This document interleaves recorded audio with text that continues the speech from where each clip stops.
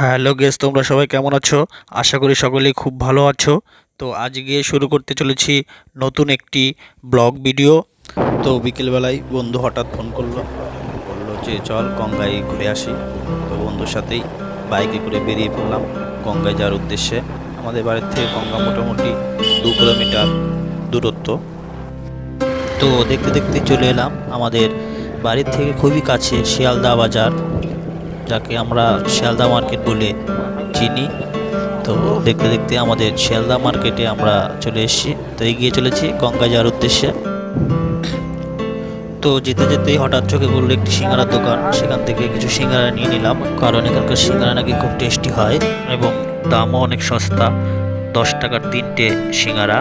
তো সিঙ্গারা নিয়ে আমরা এখন, এটা হলো 34 নং জাতীয় সড়ক।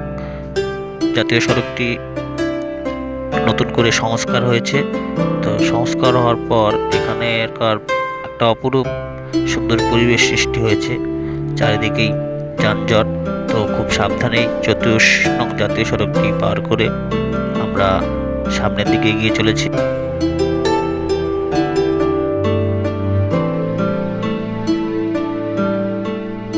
তো হঠাৎ চোখে পড়লো একটি স্কুল, কবি কীর্তিবাস ওঝার নামাঙ্কিত স্কুল। পাশে আরেকটি স্কুলও রয়েছে। তো আমরা চলে এসেছি বাংলায় যে রামায়ণ রচনা করেছিল সে কবি কীর্তিবাস ওঝার জন্মস্থান। তো কবি কীর্তিবাস ওঝার নামে স্কুলটি, এবং যে কবি কীর্তিবাস ওঝার জন্মস্থান তার গেট এটি। তো রাস্তায় যেতে যেতে অসংখ্য পুরনো মন্দির চোখে পড়ল, যা অনেক প্রাচীন মন্দির এবং জাগ্রত মন্দির।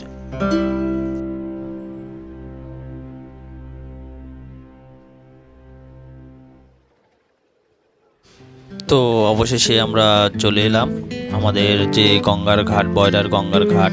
তো ঘাটটি কালী মন্দির চোখে পড়ল। তো এখানে মাঘ মাসে যে পূর্ণিমা হয় সেই পূর্ণিমাতে বিরাট একটি মেলা বসে, যাকে মাঘী পূর্ণিমার স্নানের মেলাও বলে।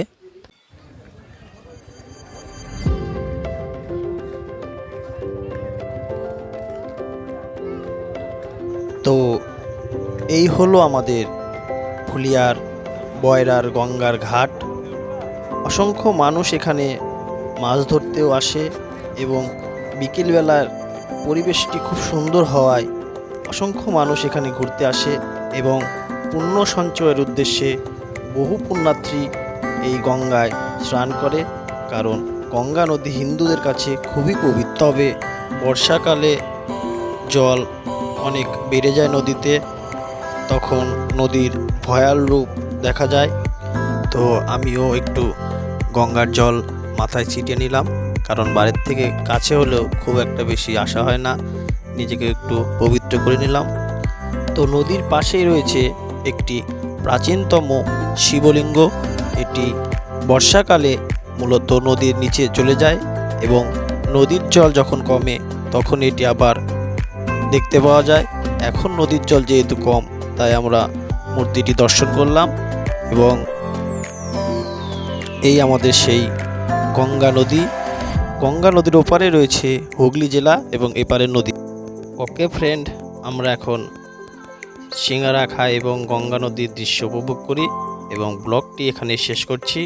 যারা পেজ থেকে দেখছেন অবশ্যই আমার পেজটি ফলো করবেন, এবং যারা ইউটিউব চ্যানেল থেকে দেখছেন তারা অবশ্যই আমার ইউটিউব চ্যানেলটি সাবস্ক্রাইব করবেন। এছাড়া আমার ভিডিওগুলিকে লাইক, কমেন্ট, শেয়ার করবেন। ভালো থাকবেন।